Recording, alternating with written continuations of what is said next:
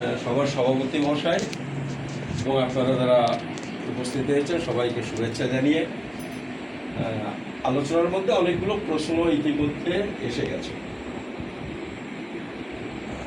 আমি সবাইকে একটু অনুরোধ করব,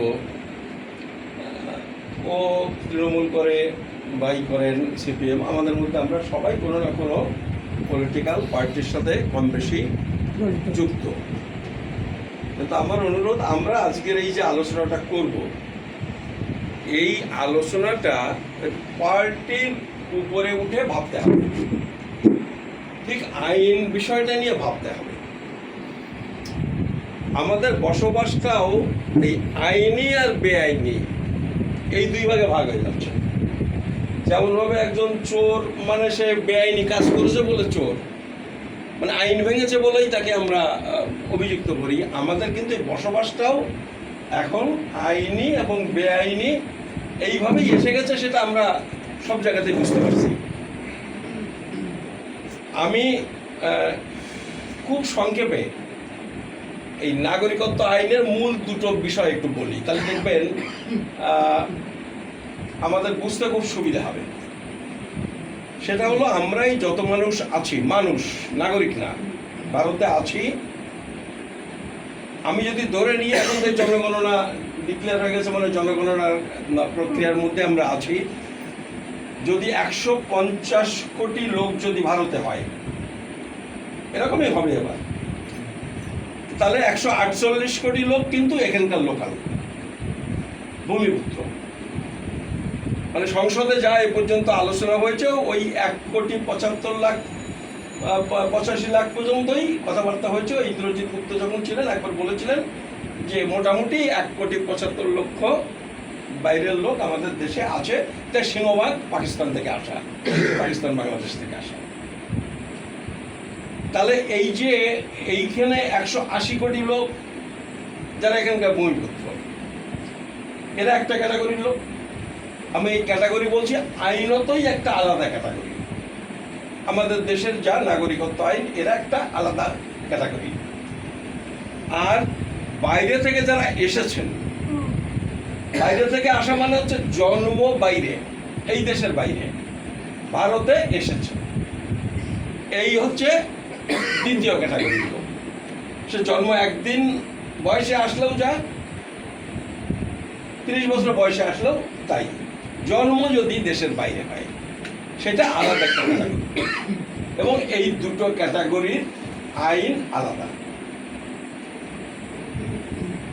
এই দেশের ভূমিপুত্র যারা, তারা হচ্ছে জন্মসূত্রে নাগরিক, সিটিজেনশিপ বাই বার্থ।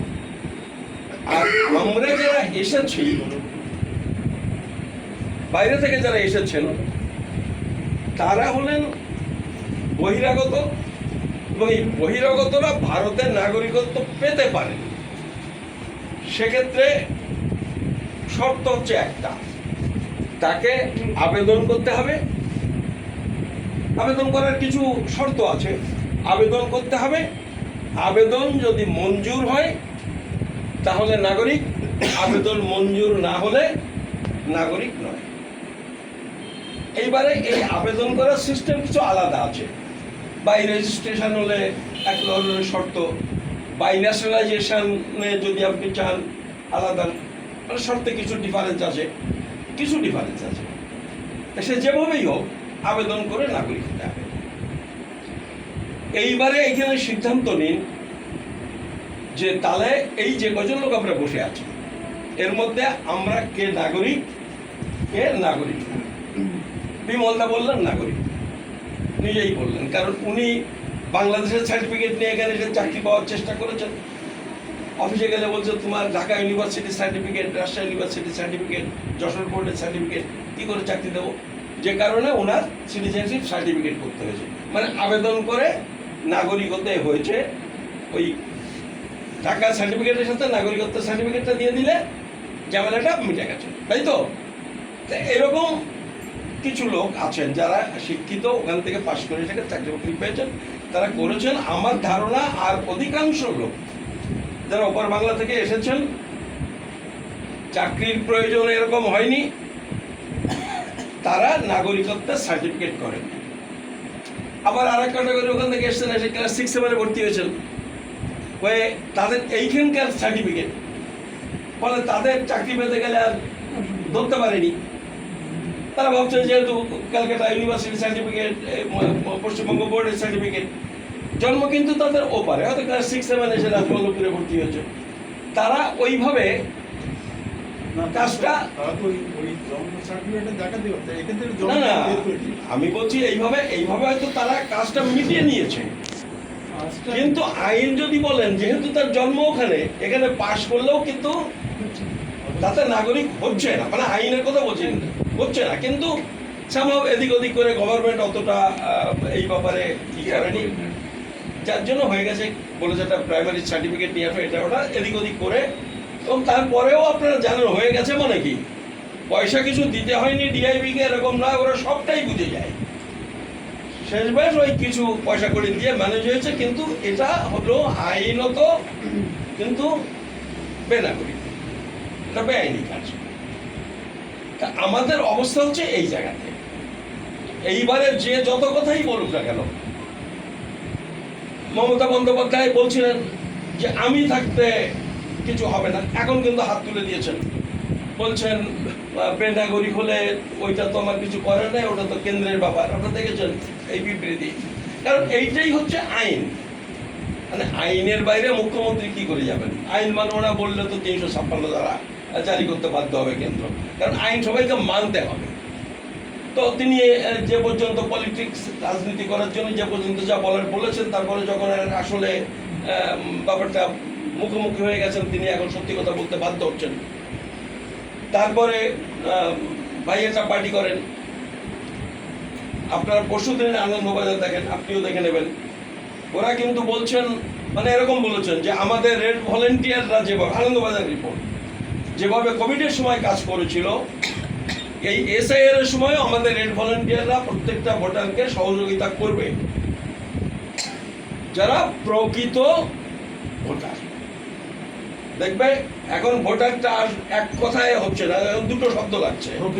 একটা প্রকৃত কথা যখনই যুক্ত হচ্ছে, তখনই মানেটা দাঁড়াচ্ছে যে আর যারা তারা প্রকৃত নয়, তার মানে আইনের প্রশ্নটা আসছে।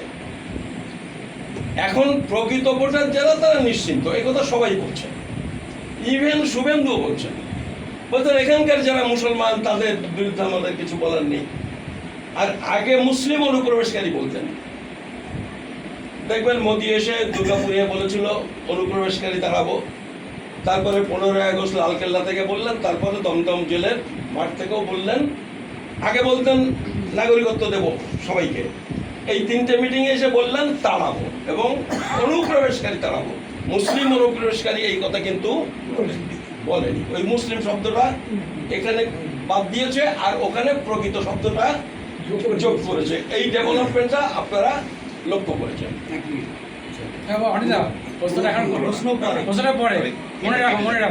লাইনটা কেটে যাবে, না বললে বলতে পারেন, অসুবিধা না। ব্যাখ্যাটা কিভাবে করবে যে প্রকৃতি ভোটারটা? আমি আমি আমি বক্তব্য বলা হয়ে গেলে আপনার এই প্রশ্নের উত্তরটা এর মধ্যে পেয়ে যাবেন। তো এখন এই অবস্থার মধ্যে আমরা আছি। এখন দেখেন আমাদের দেশে এই যে জন্মসূত্রে নাগরিকত্ব যেটা রয়েছে আমাদের, জন্মসূত্রে নাগরিকত্বের প্রমাণ কি? জন্মসূত্রে নাগরিকত্বের প্রমাণ হচ্ছে বার্থ সার্টিফিকেট। আমাদের দেশের গভর্নমেন্ট সেই কারণে 69 সালে আইন তৈরি করেছিল, দি registration of birth and death act 1969। 69 সালে আইন করেছিল, করে 20 বছর পরে একটা পর্যালোচনা করে দেখলো, 89 সালের কথা বলছি, 69 থেকে 89 সালে পর্যালোচনা করে দেখছে যে বার্থ সার্টিফিকেট না থাকলে সে বেনাগরিক। এইটা যদি হয় তাহলে ঠক বাঁচতে গা উজাড় হয়ে যায়, মানে তখনও অব্দি সুযোগ নেই, গ্রামগঞ্জে চেতনা নেই, ফলে এইগুলো হয়নি। ফলে এখন তো গভর্নমেন্ট তো ওইরকম জায়গায় যেতে পারে না যে অধিকাংশ মানুষকে বেনাগরিক করে দেবে, এটা তো হতে পারে না। ফলে ওরা ওখান থেকে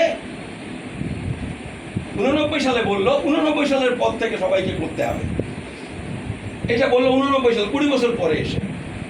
তারপরে 2016-17 সালে এই 2016-17-তে আরেকটা সমীক্ষা করে দেখছে, ওই সময়টা গেজেট নোটিফিকেশন করেছিল 89-তে। তারপরে 16-17-তে এসে দেখছে যে তাতেও অবস্থা পাল্টেছে, মানে তাতেও খুব বিপজ্জনক অবস্থা হয়ে যাবে। ফলে ওরা কি করলো, এই 23-এ এসে ওই আইনটা পাল্টালো। এবার 16-17-তে একটা গেজেট নোটিফিকেশন করেছিল যে ঠিক আছে অল্টারনেটিভ কিছু ডকুমেন্ট চলবে, সেই ডকুমেন্টের তালিকা দিয়ে দিয়েছিল স্বরাষ্ট্র দপ্তর, বার্থ সার্টিফিকেটের অল্টারনেটিভ কাগজ, যে এইগুলো আমি বলছি সেটা কি কি।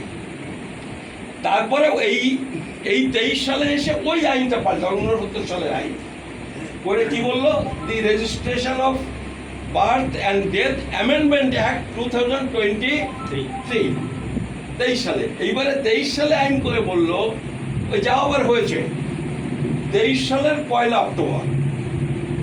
এখন সবাই নোট করে নেন, এটা সবাইকে বলবেন যে এইটা কিন্তু, আর কারণ এখন অনেকটা সুযোগ সুবিধাও গ্রামে গঞ্জে পাওয়া যাচ্ছে, চেতনাও খানিকটা হচ্ছে, প্রচারও হচ্ছে, যে 2023 সালের 1 অক্টোবরের পরে আর বার্থ সার্টিফিকেট ছাড়া আর চলবে না, বা এই বার্থ নাগরিকত্বের অন্য কোনো অল্টারনেটিভ চলবে না। কিন্তু আগের অল্টারনেটিভগুলো কি, এখন আগের অল্টারনেটিভ মানে হচ্ছে অল্টারনেটিভ, সেইটা কিন্তু ওই অ্যাকুরেট ওই ব্যাপারটা হয় না, যে কারণে বলেছে স্কুল সার্টিফিকেট।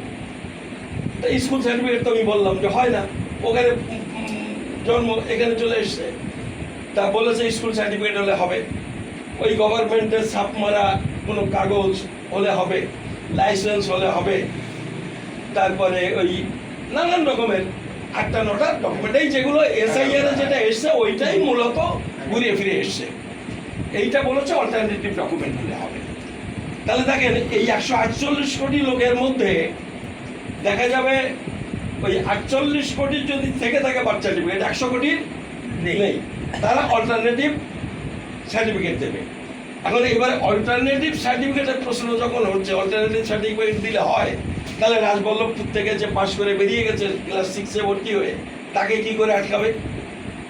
পারবে আটকাতে? কথাটা বোঝা গেল?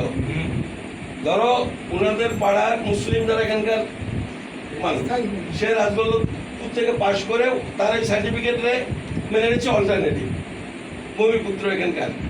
আর যে ছেলেটা এবারে ওই বার থেকে এসে 7-এ ভর্তি হয়ে ওই সার্টিফিকেট দেখাচ্ছে, এটাকে তারা আলাদা করতে পারছে না। ফলে এই সুযোগ নিয়ে একটা অংশের মানুষ তারা বেরিয়ে যেতে পারবে। বোঝা গেল কথাটা? এই একটা, মানে আমি বলছি এর মধ্যেও কিন্তু বেআইনি, মানে আইন ভঙ্গ কিন্তু এর মধ্যে দিয়েও হচ্ছে, কিন্তু তবুও এই পথে বেরোবার একটা পথে, মানে যুধিষ্ঠির হলে বাঁচার উপায় নেই, ওই হত ইতি গজ ছোট্ট করে এটা বলা ছাড়া কোনো পথ নেই। তো এইটা একটা পথ। আবার ইনাদের ক্ষেত্রে যেটা হয়েছে তাতে আবার এটা হার্ডনেস তৈরি করে দিয়েছে, মানে 148 কোটি লোকের জন্য যেটা, তাতে এই জন্মসূত্রে নাগরিকত্বর ব্যাপারে দুবার অ্যামেন্ড করে 3টে কম্পার্টমেন্ট করে দিয়েছে। বলেছে 87 সালের 1 জুলাইয়ের আগে যাদের জন্ম, তার নিজের সার্টিফিকেট থাকলে বা নিজের অল্টারনেটিভ কাগজ থাকলে হয়ে যাবে। তার মা বাবা কোথাকার লোক, ইন্ডিয়ান নাগরিক না লন্ডনের নাগরিক না অস্ট্রেলিয়ার নাগরিক, দরকার নেই। 87 সালের আগে সে জন্মগ্রহণ করেছে, বার্থ সার্টিফিকেট হলে তো কোনো কথা নেই, না হলে অল্টারনেটিভ সার্টিফিকেট যদি সে দিতে পারে এবং প্রমাণ করতে পারে 87 সালের আগের জন্ম, তাহলে তার আর কোনো সমস্যা নেই। বোঝা গেল? একটা ক্যাটাগরি। মানে আমি এই যারা ভূমিপুত্র বা বাই বার্থের প্রশ্নের কথা বলছি। আর 87 থেকে 2004 সালের 2 ডিসেম্বর, 1987 সালের 1 জুলাই থেকে 2003 সালের 2 ডিসেম্বর, এর মধ্যে যারা জন্মগ্রহণ করেছে তাদের নিজের কাগজপত্রগুলো লাগবে, আইদার বার্থ সার্টিফিকেট অথবা অল্টারনেটিভ কাগজ, এই দিয়ে নিজেরটা প্রমাণ হলো। আর তার সাথে মা অথবা বাবা একজন যে নাগরিক তার প্রমাণ দিতে হবে, মানে একজনের প্রমাণপত্র লাগবে। কঠিন হয়ে গেল। এবার দেখেন বাইরে থেকে যারা আসছে তারা কঠিন হয়ে যাচ্ছে। সে তো এখান থেকে রাজবল্লভপুর থেকে পাশ করলো, 87 সালের আগে যদি হয় বেঁচে গেল, 87 সালের পরে যদি তার জন্ম হয় তাহলে এবার তার মা বাবাটা লাগছে, মা বাবাটা এনারা পেরে যাবেন। কিন্তু ওখান থেকে যারা এসছে তাদের অনেকের ক্ষেত্রে মুশকিল হয়ে যাবে। আর 2004 সালের 3রা ডিসেম্বর থেকে আজ পর্যন্ত যারা জন্মগ্রহণ করেছে তাদের বার্থ সার্টিফিকেট অথবা অল্টারনেটিভ যে কাগজ সেটা যেমন লাগবে, আর মা এবং বাবা ওটা ওর আর এটা আছে অ্যান্ড দুইজনেরই নাগরিকত্বের প্রমাণপত্র লাগবে। আরো কঠিন হয়ে গেল যারা এই পরে জন্মগ্রহণ করেছে। এখন এই অবস্থার মধ্যে আমরা আছি। আর এই যে এসআইআর যেটা হচ্ছে, এসআইআরটা কিন্তু এই নাগরিকত্ব বহির্ভূত বিষয় কিন্তু নয়। এসআইআর 11টা কেন বলেছে ভাই, ঠিকই বলছিল, কেন বলেছে? ওই 11টা আসলে স্বরাষ্ট্র দপ্তর ওই যে অল্টারনেটিভ কাগজ বলেছে সেইগুলোর উপর ভিত্তি করে এইগুলো একটু দু একটা বাড়িয়ে কমিয়ে এটা করেছে। কারণ ইলেকশন কমিশনকে 326 ধারা আমাদের সংবিধান, এটা আইন না কিন্তু নাগরিকত্ব আইন না, সংবিধানের 326 ধারা বলেছে যে ভোটার কারা হতে পারবে, ভারতের নাগরিক হতে হবে। শুধু নাগরিক হলে হবে না, নাগরিক হতে হবে, আবার 18 বছর বয়স হতে হবে, মানে 18 বছর বয়স হয়েছে তার সার্টিফিকেট লাগবে। এইটা হলে তার নাম ভোটার তালিকায় উঠবে। এইটা 326 ধারা বলছে সংবিধানে।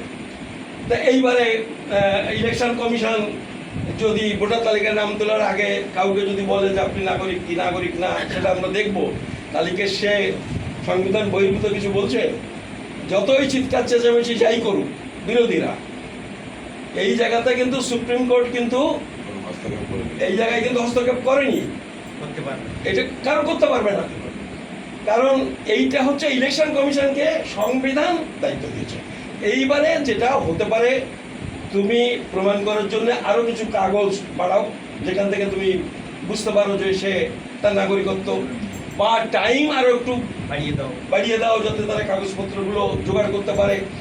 মানে নানান পদ্ধতি সরলীকৃত হতে পারে, কিন্তু এই ব্যাপারটা কিন্তু থাকবে, ওর সাথে যুক্ত করে এইটা আসছে।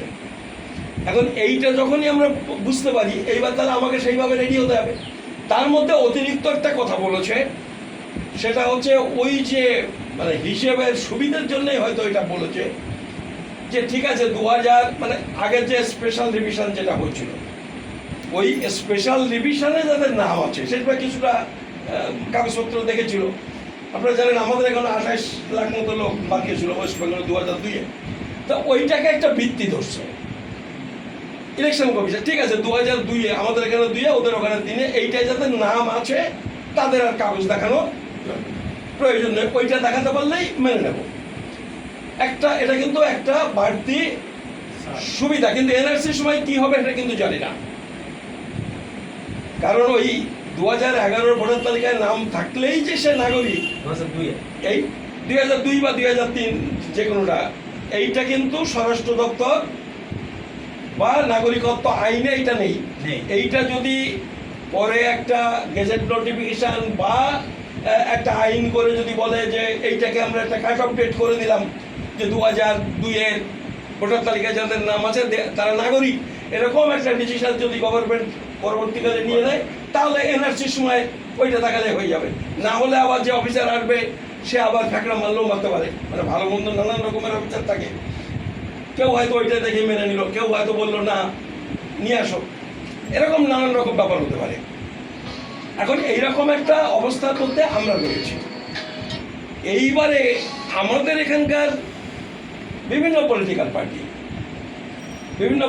পার্টির এই প্রশ্নে অবস্থানটা কি?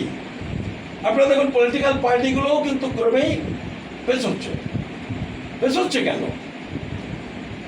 কারণ আসলে তো এটা আইন মাফিক কাজ হচ্ছে, সমস্যাটা গিয়ে আলটিমেটলি আটকে যাচ্ছে কিন্তু আইনে।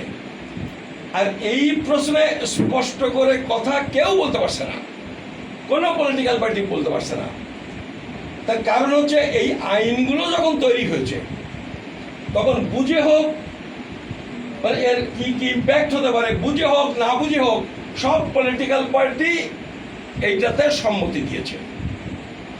সব পলিটিক্যাল পার্টি, আমি কোনো পলিটিক্যাল পার্টিকে বাদ দিচ্ছি না। যেমন আমি ওনাদের পার্টির একজন লিডারের কথা বলি, রাজ্যসভায় আছেন বিকাশ রঞ্জন ভট্টাচার্য, যদি নাম করা অ্যাডভোকেট।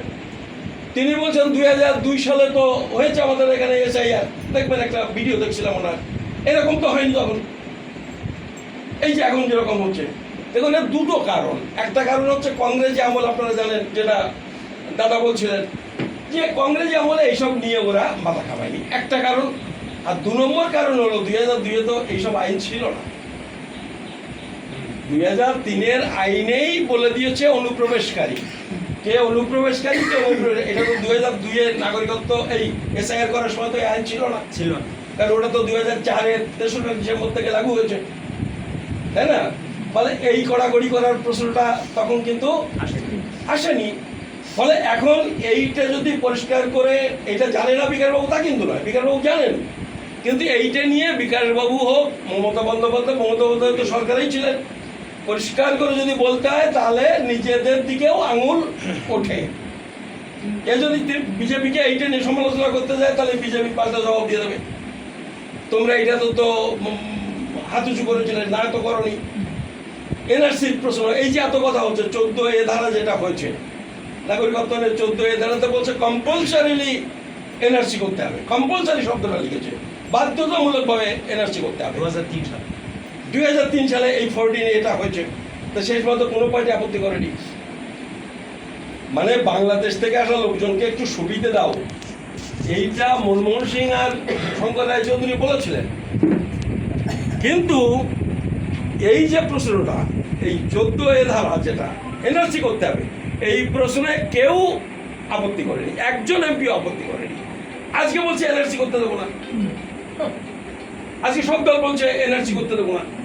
আসলে এনআরসি করতে দেবো না, আমি যে কদিন বেঁচে আছি, তৃণমূল যেটা বলছে, বা আমি যে কদিন ক্ষমতায় আছি, তা তুমি যে কদিন ক্ষমতায় আছো তুমি তো অনন্তকাল থাকবে না, তারপরে মানুষের কি হবে? আর এটা তো কোনো কথার কথা, মানে এত কথার কথা কি হতে পারে? তুমি আছো, ওরা এনআরসি করার ডিসিশন দেয়, তুমি কি করবে? বলে এইসব বিভিন্ন পলিটিক্যাল পার্টি এই সমস্ত কথা বলছেন, যে কথাগুলোর কিন্তু আসলে সেরকম কোনো গুরুত্ব দেওয়ার কারণ নেই। এখন আমাদের যে অবস্থা হয়েছে, তারা হচ্ছে দেখেন এসআইআর এর প্রশ্নে 2002-এ অনেকের আছে, এখন যে পার হয়ে যেতে পারে, আমরা তো তাকে বলবো না যে তুমি ওটা জমা নিলে তুমি এইদিকে থাকো, এটা আমি বলবোও না, আমার কথা কেউ শুনবেও না। ফলে বরং তাকে যুক্তিটা সেইভাবে দেওয়া উচিত যাতে সে সসম্মানে উত্তীর্ণ হতে পারে। ফলে যাদের 2002-এর ভোটার তালিকায় নাম আছে এবং এই অল্টারনেটিভ কাগজপত্র আছে, তারা মিলিয়ে যদি বেরোতে পারেন সেভাবে বেরোন। কিন্তু বেরিয়ে গেলাম মানে পেছনে যারা থাকলো তাদের কথা আর ভাববো না, এই অ্যাটিচিউডটা কিন্তু ঠিক নয়। কারণ আপনি বেরোচ্ছেনও কিন্তু প্র্যাকটিক্যালি ব্যাকডোর দিয়ে, কারণ ওইটা কিন্তু আইন নয়, ওইটা যদি কারোর ব্যাপারে স্পেসিফিক অভিযোগ হয় এবং তাই নিয়ে যদি তদন্ত হয় তো সে কিন্তু ফেসে যাবে। হ্যাঁ, জেনারেলাইজ ইয়েতে ফলে তারও আইনটা পরিবর্তনের লড়াইটা করা উচিত। দেখুন আমি একটা কথা বলি, আমি লোকসভা ইলেকশনের আগে 3 বা 4 বার আমাকে ডেকে পাঠিয়েছিলেন সুজনবাবু, 3টে মিটিংয়ে ছিলেন, এবং তার সাথে আপনাদের নদিয়ার যে সুমন নদিয়া সেক্রেটারি যিনি সুজন চক্রবর্তী, আর একটা মিটিংয়ে সেলিম সাহেব ছিলেন, নদিয়ার যে সেক্রেটারি মৃদুল নাকি এটার নাম এরা সব থেকে 3-4টে মিটিংয়ের পরে আমার ওই টেলিফোন খুললে আপনি পাবেন। মানে আমি অনেকবার ঠকে এই ঠাকুরনগরের ব্যাপারে অনেকবার ঠকে এখনো অনেক কিছু ওই মানে মেল করে অথবা হোয়াটসঅ্যাপ করে পাঠাই, ওনারা তা জবাব দেওয়ার পরে রেকর্ডটা থাকে। আলোচনা করে তারা আমার সাথে একমত হলেন যে সমস্যা নানান দিক দিয়ে, ওনারা এই ব্যাপারটা অতটা চর্চা আগে করেননি, নানান দিক দিয়ে 3 দিন ধরে আলিমুদ্দিন স্ট্রিটে বসে বসে তারপরে একমত হলেন যে এখন এর একমাত্র সমাধান হলো যে একটা আইন তৈরি করা, যারা ভারতবর্ষে স্থায়ীভাবে বসবাস করে তাদের সবাইকে নাগরিক ঘোষণা করে একটা আইন তৈরি করা, এবং তারপর থেকে যা যা আইন কানুন আছে সেই অনুযায়ী করা, এছাড়া অন্য কোনো পথ নেই। কারণ এই ভূমিপুত্র যারা তারাও কাগজপত্র অনেকে দেখাতে পারবে না, মানে মুসলিম হোক আর বাউরি হোক বাগদি হোক, বিশেষ করে যারা একটু কম লেখাপড়া জানে গরিব মানুষ পারবে না। তো এই সব কিছু বিবেচনা করে, এবং এর মধ্যে হিন্দু মুসলিম প্রশ্নও থাকে না, যে সবাইকে নাগরিক ঘোষণা করে একটা আইন তৈরি করো। সিপিএম রাজি হলো, তারপরে কংগ্রেসের পেছনে পড়লাম। অধীরবাবু শেষ পর্যন্ত রাজি হতে হতে মানে কথা কাটাকাটি হয়ে গেল, মানে গরম গরম কথা কাটাকাটি হয়ে গেল। শেষে দেখলেন নাসরবান্দা আমাকে দাদা বলছে যে সুকৃতিদা আপনার এইটা আমি মেনে নিলাম, কিন্তু এইটা ইমপ্লিমেন্ট করব, মানে এইটা নিয়ে যা যা করার করবো ইলেকশনের পর, লোকসভা ইলেকশন। আমি বললাম আপনি ভাবছেন মুর্শিদাবাদে মুসলমানদের ভোট কমে যাবে? তখন না না, আপনি যা বলছেন এইটা এক্ষুনি ব্যাপারটা মানুষকে বোঝানো টাইম নেই। উনি যেটা এটা বললেন, আমি বললাম যদি আপনি হারেন 30,000 ভোটে, তাহলে জানবেন এইটা যদি ইমপ্লিমেন্ট করতেন তাহলে কিন্তু 30,000 ভোটে আর আপনি হারতেন না। আমি জানি না হারবেন কি বলে, কেন এরকম বলছেন? বলে যে আপনার কেন্দ্রের মধ্যে কতগুলো এই কি বলে কলোনি আছে জানেন, রিফিউজি কলোনি, তারা কিন্তু এইটাই হচ্ছে তাদের প্রধান ইস্যু। ফলে এটা হলে আপনি, আর মুসলিমদের তো কোনো সমস্যা নেই, মুসলিমদের কিছু সমস্যা, মুসলিমরাও অনেকে ভয়ে ভয়ে আছে, অনেকের কাগজপত্র পারবো কি পারবো না, কি রকম প্রশাসনের মনোভাব কি, কিরকম কোন অফিসার কেমন, ফলে তারাও খুশি হবে। যাক, তারপরে তো আলটিমেটলি হলো না। এই তাকে নিয়ে আজকে বোধ হয় কালকে নিয়ে গেছে একদল, কিন্তু ওই সেই কোথেকে নিয়ে গেছে না 10-20-25 জনকে, তারা তো আমি চিনলাম না। এটা কিন্তু অধীর চৌধুরী যোগাযোগ করে এখন নিয়ে গেছে রাহুল গান্ধীর কাছে। ওই যে আলাপ আলোচনা এখনো বুঝতে পারছে যে এটা দরকার, যে অবস্থা হয়েছে এটা দরকার। হ্যাঁ, কয়েকজন নিয়ে গেছে, কারা কি তা আমি জানি না। সে যাই হোক, যেখান থেকে করে জোগাড় করে নিয়ে গেছে। তো এখন মানে কি বলছিলাম যেন, ওই যে অধীর বাবু না সবাইকে নাগরিকত্বটা দেওয়া, আর একটা নতুন আইন ওই যে ওখানে হ্যাঁ, আলটিমেটলি একটা নতুন আইন তৈরি করা ছাড়া এই সমস্যার সমাধান নেই। ফলে এরা রাজি হলো, এবারে অধীরবাবুকে বলে ওই পর্যন্ত হলো। তারপরে আলটিমেটলি উনি বললেন যে আপনি একটা কাজ করেন সুকৃতিদা, আপনি প্রদীপ ভট্টাচার্যকে মানে প্রদীপ দাকে বোঝান, প্রদীপ দা যদি একমত হয় আমাদের কোনো আপত্তি নেই। তখন সুখবিলাস বর্মা হয়ে যায় অফিসার, তাকে নিয়ে তার সাথে কথা বললাম, সে একমত হলো। তারপরে প্রদীপ বাবুর বাড়িতে গেলাম 2-3 বার, যাওয়ার পরে উনি বরাবরই এই ব্যাপারটা আমাদের সাথে খানিকটা সহানুভূতিশীল। উনি বললেন যে ঠিক আছে, আপনি যেটা বলছেন এইটা হলে ভালো হয়, তাহলে আর কোনো জায়গায় পার্টিরও কোনো আপত্তির জায়গা থাকে না, হিন্দু মুসলিম প্রশ্নগুলো থাকে না। রাজি হলে তাহলে এরকম রাজি হলে তো শুধু হবে না, তাহলে ইলেকশনের আগে ডিক্লেয়ার করতে হবে। এবং আপনারা বোধহয় কেউ জানেন, আমরা প্রেস কনফারেন্স করলাম, আমার কাছে প্রেস রিলসটা আছে, প্রেস ক্লাবে, কলকাতা প্রেস ক্লাবে প্রেস কনফারেন্স হলো। সিপিএম এর পক্ষে হাজির থাকলেন সুজন চক্রবর্তী, রেখা গোস্বামী, অলোকেশ দাস, মধু দত্ত ইউসিআরসির ইয়ে, আর কংগ্রেসের পক্ষে সুখবিলাস বর্মা এসএসটি সেলের চেয়ারম্যান, আর প্রদীপ ভট্টাচার্য, আর আমরা সংবিধান বাঁচাও কমিটির পক্ষ থেকে আমি আর কামরুজ্জামান, আমরা যৌথভাবে প্রেস করলাম। করার পরে আমাদের প্রথম কনভেনশন হলো মৌলানা যুব কেন্দ্রে, এরা সবাই থাকলো, মানে এই যে কত নাম থাকলাম ওই কনভেনশনও সবাই আছে, ওই ই খুললে দেখতে পারবেন, ছবি টবিগুলো সবই আছে, বক্তব্য বলছে সব আমি রেকর্ড করে রেখেছি। এর মধ্যে 2-3 বার ওই ডকুমেন্টটা নিয়ে চিঠি চালাচালি হয়েছে। আমাকে প্রথমে বলেছিলেন সুজন বাবু দেখেন আপনি তো নাড়াচাড়া করেন, ঘাটঘটগুলো বোঝেন, আপনি একটা ড্রাফট করে পাঠান, আমরা আমাদের কর্মীদের সচেতন করার জন্য একটা বুকলেট করব। আমি তৈরি করে পাঠালাম। বললেন যে এটা আবার আমাকে একটু বললেন, ভদ্রলোক মানুষ তো, যে আপনি যা লিখে দেবেন তাই কিন্তু আমরা প্রকাশ করব, এটা কিন্তু নাও হতে পারে। তা আমি ওইটুকু অন্তত বুঝি যে এটা আপনাদের পার্টির ব্যাপার আছে, সে যা হয় করবেন, তাতে কোনো অসুবিধা নেই। উনি একটা ওইটাকে নিয়ে আবার একটু এদিক ওদিক করে আবার আমাকে পাঠালেন যে আপনি দেখুন যে মূল জায়গাতে কোনো হয়েছে কিনা, একটা দুটো জায়গায় একটু আমার মনে হলো, আমি আবার জানালাম, সেগুলো ঠিকঠাক করে দিলেন। ঠিকঠাক করে দিয়ে প্রেস ক্লাবের প্রেস কনফারেন্সের যে প্রেস নোটটা, আমি বললাম যে সুজনবাবু আমি করবো না আপনি করবেন, বললো ওটা আমরা করি। সুজনবাবু বললেন, মানে ভাবলেন যে আমি আবার কিভাবে করবো, এখানে গিয়ে একটা ইয়ে হবে, বললেন যে আমি করি। আমি বললাম ঠিক আছে। ঠিক উনার লেখা ইয়েটাই আমার কাছে রয়েছে, আমি দেখলাম ফাইলে এটা রয়েছে, আমি পাঠিয়েছি 2-3 দিন আগে রাহুল গান্ধীকে পাঠালাম। তো তার মানে তারা একমত, কংগ্রেসও এই প্রশ্নে একমত। এবং যে পর্যন্ত ওদের কথা বলেছি, খাগড়েকে বলেছি, সেদিন গিয়ে রাহুল গান্ধীকে বলেছি, সেদিনও গিয়ে রাহুল গান্ধীকে বলেছি। রাহুল গান্ধী আমার একটা অতিরিক্ত প্রশ্ন করেছিলেন যে আপনি যা বলছেন তো ভয়ঙ্কর ব্যাপার, তো এইটা নিয়ে কোনো পলিটিক্যাল পার্টি রাস্তায় নামে না কেন? তা আমি বললাম এইটা তো আমি বলতে পারবো না, তা আমি আমার অনুমানের কথাটা বলতে পারি। বললাম আপনার অনুমানের কথাই বলেন।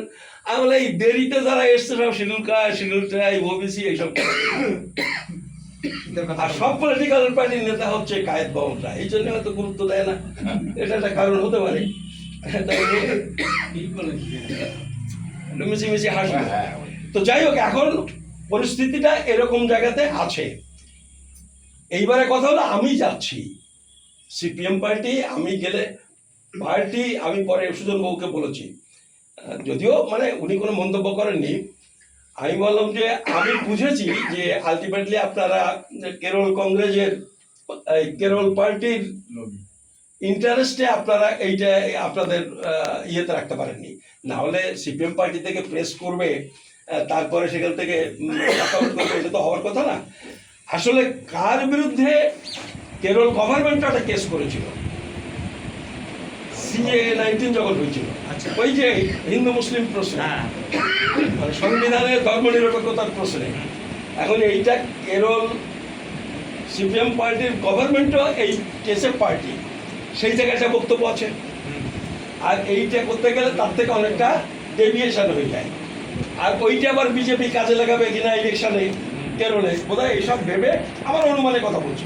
এবং এইটা সুজনবাবুকে বললাম যে সেটা তো যাওয়ার হয়েছে, এবারে তো ওয়েস্ট বেঙ্গলের নির্বাচন, তাই এইবারে আবার একটু নতুন করে কিছু ভাবা যায় কিনা জানি না, হয়তো আমি জানি এরা চাইছে, মানে এখানে সেলিম সাহেব, সুজনবাবুরা এটা চাইছে, আমরা যে দাবিটা করছি এর সাথে সহমত, কিন্তু একটা অল ইন্ডিয়া ব্যাপার স্যাপার আছে এবং বিভিন্ন স্টেটের নানান রকমের, আবার ইসের একটা ব্যাপার আছে, আসামেরও একটা ব্যাপার আছে।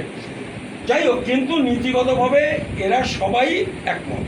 আপনি ওই যাই বলুন না কেন, মমতা বন্দ্যোপাধ্যায় বিভিন্ন সময় তো বলছে এদের নাগরিকত্ব দেওয়া, বলছে যে কথাটা তো আলটিমেটলি বলছে, আমার কাছে কাগজ আছে দেখবেন, সে বলেছে যাদের 5 বছর হয়ে গেছে, আধার কার্ড ভোটার কার্ড আছে, তাদের নাগরিকত্ব হওয়াই উচিত, এটা বলেছে, আমার কাছে পেপার কাটিং আছে। তো আলটিমেটলি চাইছে, কিন্তু এই যে আমি গিয়ে বলছি সুজনবাবুকে, সুজনবাবু তো পার্টি করেন, আমি গিয়ে বলছি রাহুল গান্ধীকে, রাহুল গান্ধী তো পার্টি করেন, কি তাই তো? তারা তো মানুষের উপকার অপকার একটা বিষয়, আর একটা পার্টি করতে গেলে, ভোটের রাজনীতি করতে গেলে তারা এটাও তো দেখে এতে কতটা লাভ লোকসান, কতটা জনসমর্থন পক্ষে যাবে বিপক্ষে যাবে, এটা ভাবে না, এটা তো ভাবে। তা আমি তো যাই একা, তারা যদি বুঝতো অসুস্থ করে ডাক দিচ্ছেন 10,000 20,000 লোক হচ্ছে, এই ইস্যু এতদিন কবে বেরিয়ে আসতো, কবে এই ইস্যু সলভ হয়ে যেত। পরশুদিন সন্ধ্যাবেলায় আমাকে টেলিফোন করেছে ওই শুভেন্দু শুভঙ্কর সরকার, পরশুদিন সন্ধ্যাবেলায় করে বলছে আপনার সাথে কতটা কি কথা হয়েছে রাহুল গান্ধী। আপনার কথা তো সেদিন হয়েছিল, তারপর 4-5 বার টেলিফোনে কথা হয়েছে, 2-3টে করেসপন্ডেন্স হয়েছে, করেসপন্ডেন্স মানে চিঠি লিখেছে। বললাম না, আমি ওই কিছু কোয়ারি, মানে উনি বলেছেন ওর অফিস থেকে, আমি লিখে পাঠিয়েছি হোয়াটসঅ্যাপে, যে কারণে হোয়াটসঅ্যাপে জবাব দিয়েছে। আসলে আমি একটু রেকর্ড রাখার জন্যে, কারণ আমাদের লোকে তো সব বিশ্বাস করে না, এর টেলিফোনে সবই আছে। লাস্ট যেটা হয়েছে তাতে বলেছেন, এর মধ্যে 2 বার আমাকে কাগজ চেয়েছে। প্রথমে দিয়েছিলাম যেটা ওই দিনই আমি যখন এয়ারপোর্টে, তখনই বলেছে যে আরও কিছু কাগজ একটা রিসার্চ পেপার মতো করে দিন। এটা 1 তারিখের কথা বলছি, আমি যখন সকালে 11টায় কথা বলেছি, আমি যখন এয়ারপোর্টে ফেরার জন্য এয়ারপোর্টে আমি বললাম বাড়ি গিয়ে কথা বলছি, শুক্রবার ছিল, আমি সোমবারে লিখে পাঠালাম। সেইটা পেয়ে বললেন আরও যদি কিছু ডাটা ইয়েটে যদি থাকে একটু পাঠান, পরে আরেকটা পাঠিয়েছি। আরও 4-5 একটা পাঠিয়েছে। এই মোট আমি এই করেসপন্ডেন্স করেছি এবং তারপরে ওরা আমাকে বলেছে, মানে ইন রাইটিং ওরা ওর অফিস থেকে জানিয়েছে যে এটা নিয়ে রাহুল গান্ধীর টিম কাজ শুরু করেছে। তবে এখন যেহেতু এই বিহারের এই যাত্রায় ব্যস্ত, এইটা সেপ্টেম্বরে এইটা নিয়ে একটা ইয়ে হবে। এখন এইটুকু আমার হয়েছে, আমি বললাম শুভঙ্করকে যে আমার সাথে এইটুকু হয়েছে। তখন বললো আমার সাথে কিছু কথাবার্তা হয়েছে, আমিও কিছু লিখে পাঠিয়েছি। এখন মুশকিল হচ্ছে আমাকে আরও কিছু জিনিস জানতে চাইছে, তা আমি তো এগুলো ভালো জানি না। পরশুদিন সন্ধ্যেবেলায় তা আমরা তাহলে কী করতে হবে? আমি তো কিছু কাগজপত্রকে পাঠিয়েছি, বললো ওই কাগজগুলোই আমাকে দেন, ওই কাগজগুলো আপনি আমাকে দেন। আমি আমার জায়গা থেকে একটা ফরওয়ার্ডিং লেটার করে আবার পাঠাই। ওকে নিয়ে আবার কালকে গেলাম। তা কালকে তো আবার কংগ্রেস অফিসে ভাঙচুর হয়েছে। আমরা যখন 5:30 গেছি তখন মিছিলে হয়েছিল, তা করে থাকলাম।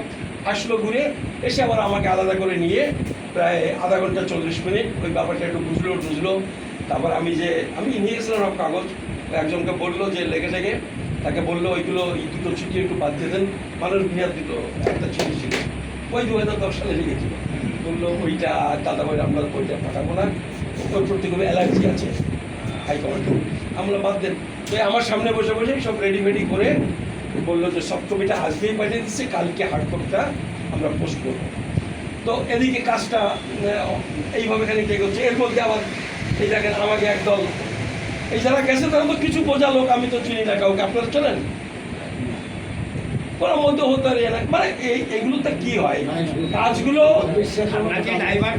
না তা করেনি হয়তো সেভাবে, কিন্তু আলটিমেটলি এটা ভালো হতে পারে, মন্দ হতে পারে, কি হবে জানি না। এটা যাক, একটা ব্যাপার এইভাবে চলছে। ওকে মধ্যে বুঝলাম একটা দলাদলি আছে, শুভঙ্কর সরকার ভার্সেস ওই অদিত চৌধুরী। এটা না হয় আপনার এগেনস্টেও একদম খারাপ করে দিবে। পলিটিক্সের সবই আমার হ্যাঁ। তো দেখ, এখন তো এরকম এই পর্যন্ত চলছে। এখন SIR এ ওইভাবে যারা বেরিয়ে যাবেন বাদ বাকি যারা আছেন, একটা অংশ হচ্ছে 14 পরে। একটা কথা বারবার কথা হচ্ছিল, কোথায় গেলেন ভাই?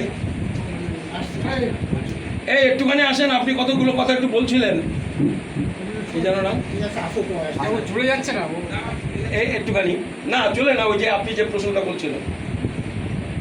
দেখেন এই অনুপ্রবেশকারী কারা, এই জায়গাতে বিকাশ রঞ্জন ভট্টাচার্য কি বললেন, মমতা বন্দ্যোপাধ্যায় কি বললেন, মোহাম্মদ সেলিম কি বললেন, আমাদের মোদি কি বললেন, এইটা তো ফ্যাক্টর না। এটা কি কোনো ফ্যাক্টর? পলিটিক্যাল লিডাররা কোনো ক্ষেত্রে পলিটিক্সের প্রয়োজনে কথা একটু এদিক ওদিক করে তারা আলোচনা পাবলিক মিটিংয়ে ফেলে। বিষয়টা হচ্ছে আইন। দেখেন একটা আইন 2(1)(b) সেকশনটা 2003 সালে তৈরি হয়েছিল। এইটা কিন্তু নাগরিকত্ব আইনে ছিল না, অটল বিহারী বাজপেয়ীর সময় তৈরি হয়। তাতে সংজ্ঞা দিয়েছিল অনুপ্রবেশকারী কারা। ওই যে উনি এসে সার্টিফিকেটটা পেয়েছিলেন কেন? উনি তো পাসপোর্ট করে আসেন, সার্টিফিকেটটা পেয়েছিলেন কেন? তখন অনুপ্রবেশকারী শব্দটা আমাদের নাগরিকত্ব আইনে ছিল না। আমিও পেয়েছি, তুমিও পেয়েছ। আমাদের আসলে দিয়ে দিয়েছে, কারণ আমরা তো অনুপ্রবেশকারী বলে আমাদের আইনে বলেনি। কিন্তু এই বিজেপি প্রথম ক্ষমতায় গিয়েই তারা করলো 2(1)(b) একটা সেকশন, ওই 2003-এর অ্যামেন্ডমেন্ট, তার মধ্যে এইটা একটা বড় NRC-র একটা জন্মসূত্রে নাগরিকত্ব, ওই যেটা করলো বোথ অফ হিজ প্যারেন্টস, আর এইটা এই অনুপ্রবেশকারী, এইটা ছিল সব থেকে ভয়ঙ্কর। তাতে বললো যে কেউ পৃথিবীর যে কোনো দেশ থেকে, কতটা খেয়াল করুন, যে কেউ, হিন্দু, মুসলমান, বৌদ্ধ, খ্রিস্টান, জৈন, পার্সি, 6টা সম্প্রদায় তো নয়, আরো 6টা পৃথিবীর বিভিন্ন দেশে আরো সম্প্রদায় আছে। যে কেউ এখানে যদি বিনা পাসপোর্টে আসে বা পাসপোর্টে এসেও অনুমতির সময়সীমা পার হয়ে যাওয়ার পরে থেকে যায়, এই 2 ক্যাটাগরি হচ্ছে অনুপ্রবেশকারী। এবং এই যারা অনুপ্রবেশকারী তারা ভারতের নাগরিকত্ব পাওয়ার যোগ্য নয়, পাবে না, আবেদনও করতে পারবে না। এইটা তারা করবে। এসেছে কারা বাংলাদেশ থেকে? আমি বাংলাদেশের কথা বলছি, পাকিস্তান বাদ দিচ্ছি। এসেছে কারা? হিন্দুরাই এসেছে। এখন এটা বললেই আবার বিজেপি করে যারা, যদি কেউ করেন রাগ করবেন না, তারা বলে ওই বিধানপল্লী তো 2 ঘর মুসলমান আছে বাংলাদেশ থেকে এসছে, কি ওই রেল লাইনে তারা 2 ঘর আছে, এরকম কথাবার্তা ওঠে। থাকতে পারে 2 ঘর 4 ঘর, গরিব মানুষ এখানে 2-4 ঘর আসে না কাজের জন্য, বেঁচে দেয়। ও পৃথিবীর সব জায়গায় যায় আসে। তারা দেশের নাগরিকত্বও চায় না, তারা এই জায়গায় কাজকর্ম করে, 10,000 টাকা জমাতে পারলে যশোরে 1 কাঠা জমি কেনার ধান্দা করে। হ্যাঁ, কাউকে দিল যে তোকে এখানে দিচ্ছি, তুই বল আমাদের বাড়িতে যেন টাকাটা দিয়ে দেয়, ওইখানে 1 কাঠা জমি কেনার চেষ্টা করে। আবার এখানে দেখে একটা ওখানে পানের দোকান করে যে মুসলিম ভালো চলে, গরিব মানুষ, সে দেখে একটা ছেলে মেয়ে নিয়ে এখানে একরকম আছি, দিন গেলে 1,000 টাকা ইনকাম হয়, বাংলাদেশে গিয়ে কী করে বাঁচবো, সে হয়তো থেকে যাওয়ার চেষ্টাও করে। কিন্তু যাই হোক না কেন, এরকম এগুলো হিসেবের মধ্যে আসে না ভারতের মতো একটা এত বড় দেশে। আবার তারা এরকম ধরপাকড় যখন হয় তখন তাকে কী দরকার, আবার জেলবেল কাটতে হয়, তার থেকে অনেকে চলেও যায়। হ্যাঁ, চলেও যায় এবং গেছে। প্রথম দিকে 20-25 বছর আগে আসতো, এখন আর বেশি আসে না, প্রায় সব চলে গেছে। 2-4 জন তখনও থেকে গেলে যেতে পারে। তো এখন প্রশ্ন হলো যে এই যে আইন করলো, আইন করে আসলে হিন্দুদেরই অনুপ্রবেশকারী করলো, মানে অন্তত 95% যারা এই আওতায় পড়লো তারা হিন্দু।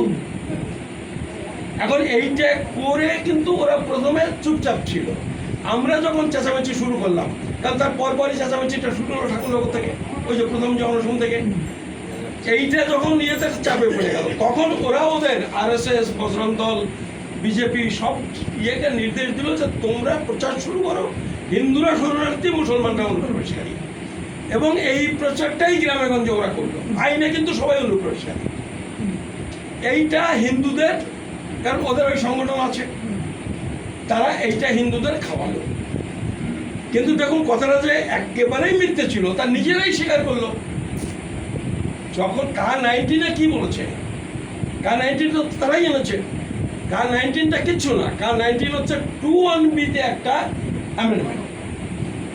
ওই যে 21B ধারা ওরা তৈরি করেছিল, ওদের নিজেদের তৈরি করা 21B ধারাতে একটা ছোট্ট সংশোধনী হচ্ছে K-19।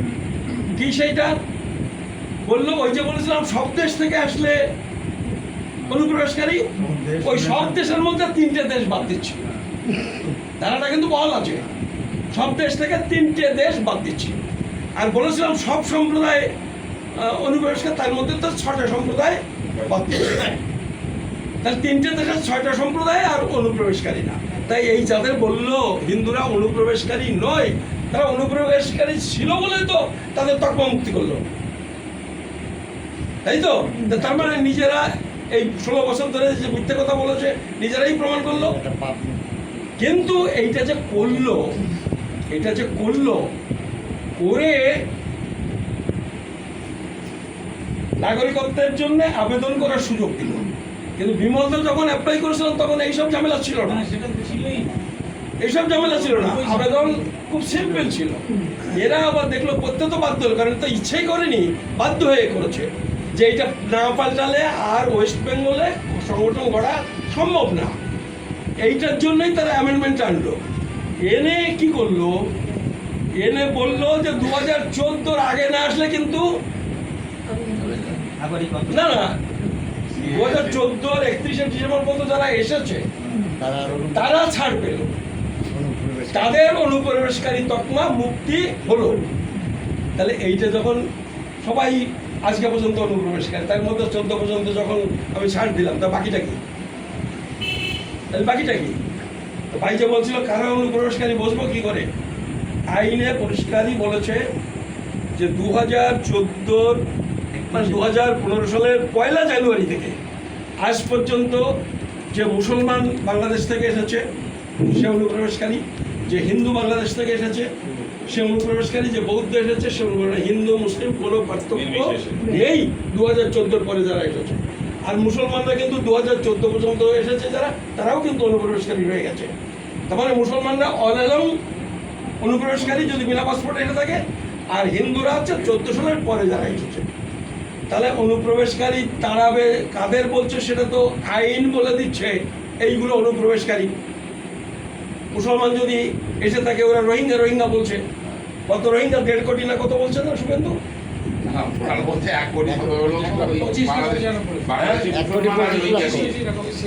না, বাংলাদেশের মুসলমান তো আগে অমিত শাহ বলেছে 3 কোটি মুসলমান। ওটা রোহিঙ্গা সংখ্যা এখন সারা দেশে সারা পৃথিবীতে রোহিঙ্গার সংখ্যা 17 লাখ মতো রোহিঙ্গার সংখ্যা, এবং তারা ওই আরাকান যেটা ওই এখন কি নাম হয়েছে জানো, মায়ানমার না, মানে লোকরা ওই মায়ানমারের ওদের যেটা আরাকান, ওর আরেকটা নাম হচ্ছে রাখাইন প্রদেশ, আরাকান, যেটা রাখাইন সেটা। আচ্ছা, এখানে বাস করে আপনার প্রশ্ন সংখ্যাটা বলি, না না না সংখ্যাটা বলি 17 লাখ, তার মধ্যে 5-6 লাখ এখনো ওই দেশে আছে।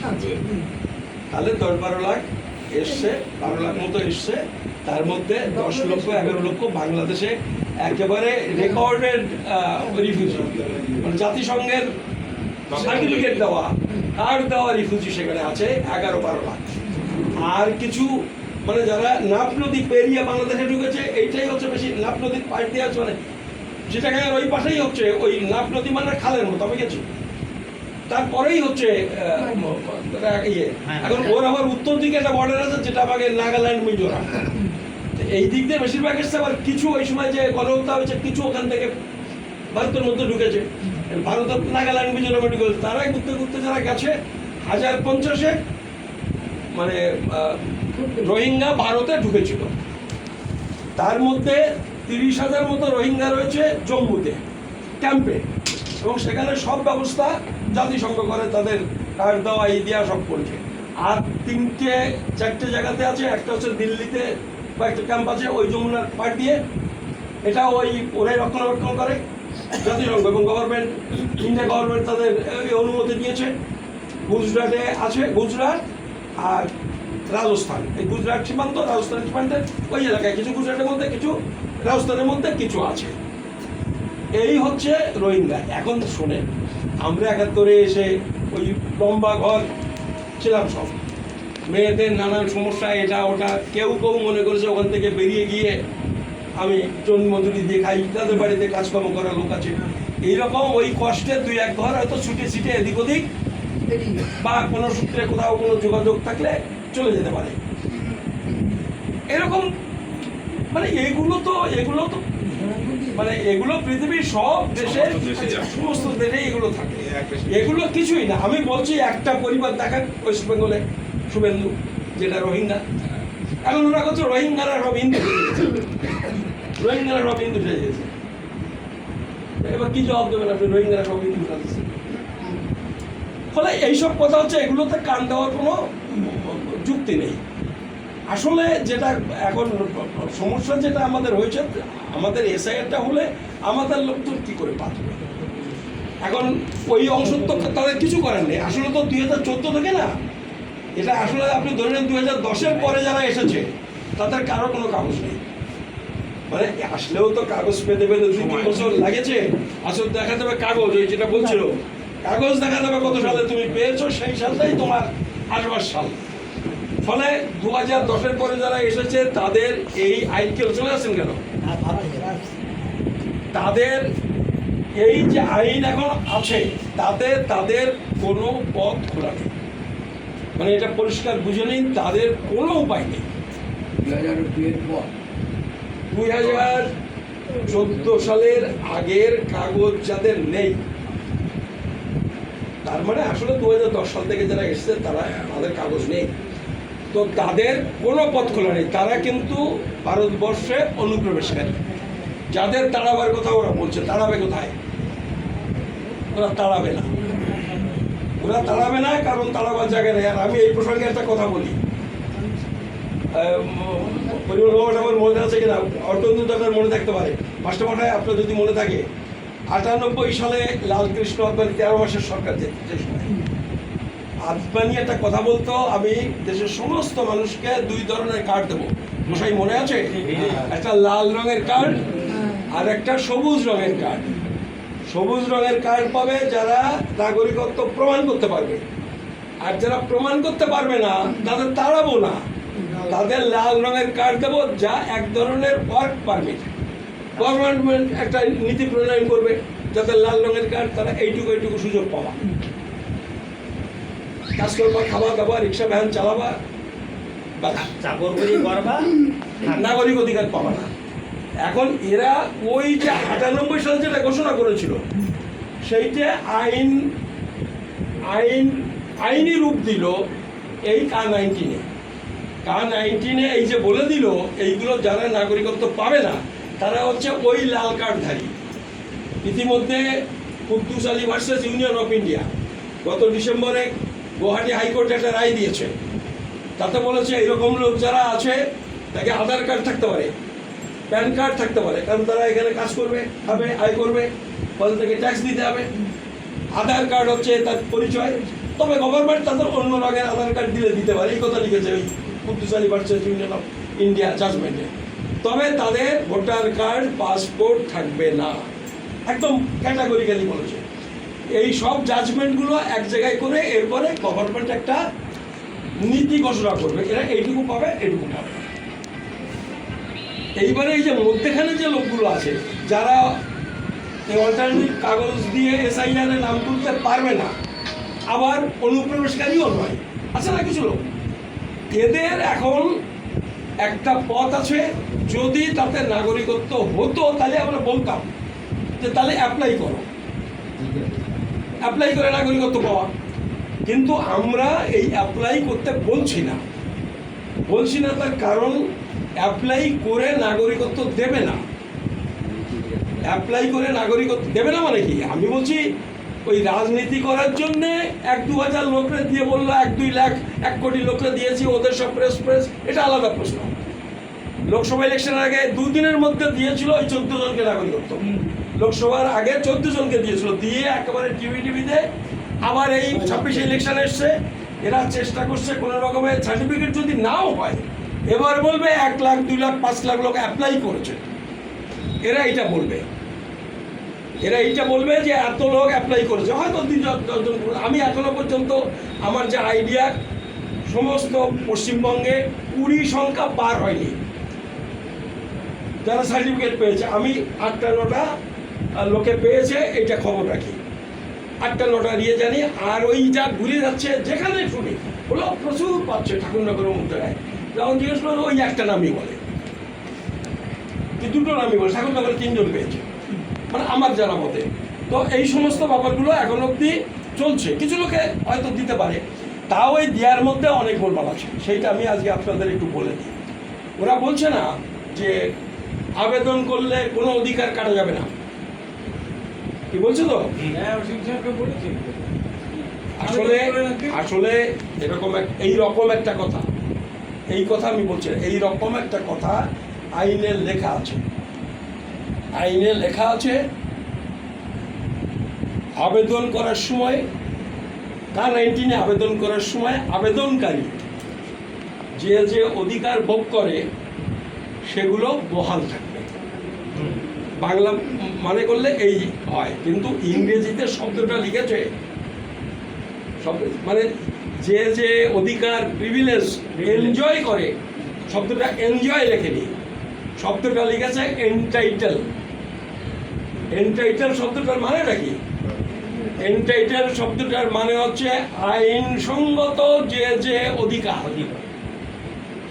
আইনসঙ্গত যে অধিকার ভোগ করে সেইটা বহাল থাকবে। একজন বাংলাদেশি এসে বৃদ্ধ ভাতা পায়, এটা কি আইনসঙ্গত?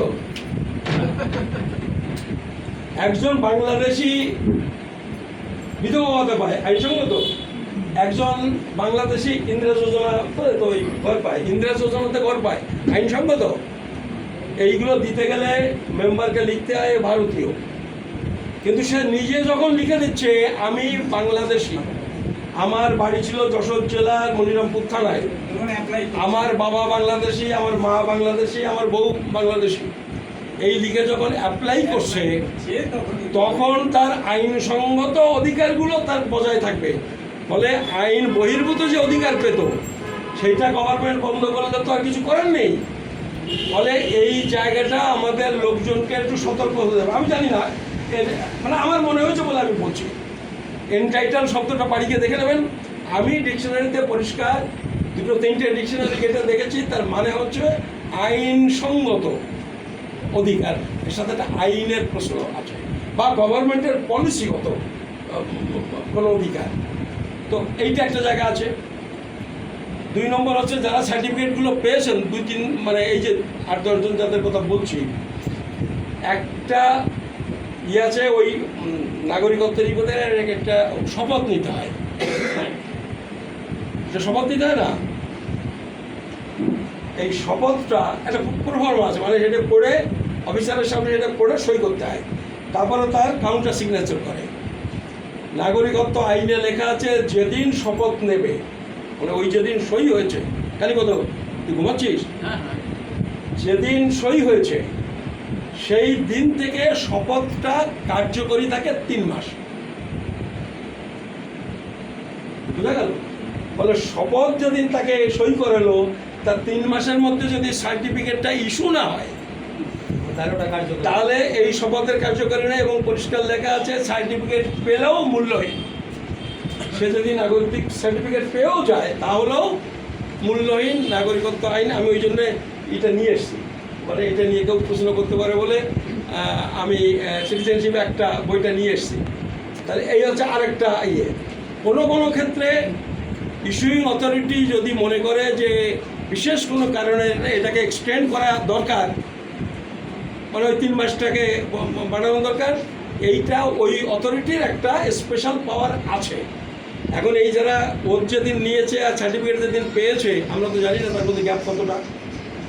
ফলে ওই যে ওরা বলছে না বক্তৃতা করে অ্যাপ্লাই করেন 5 বছর পরে হলো, এই বলছে না কোন ওই যারা ক্যাম্পেন করছে 5 বছর পরে হলে অটোমেটিক আপনি হয়ে যাবেন, ওর মেয়াদি থাকে 3 মাস ওই অ্যাপ্লিকেশানে,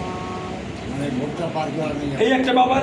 আর সার্টিফিকেটগুলো বিষয় হচ্ছে ন্যাশনালাইজেশনের সেকশনে 6-1 বোধ হয়, এই 6-1-এ ওই যা ওত নিচ্ছে তারপরেও আর 2টো ওত অতিরিক্ত আছে।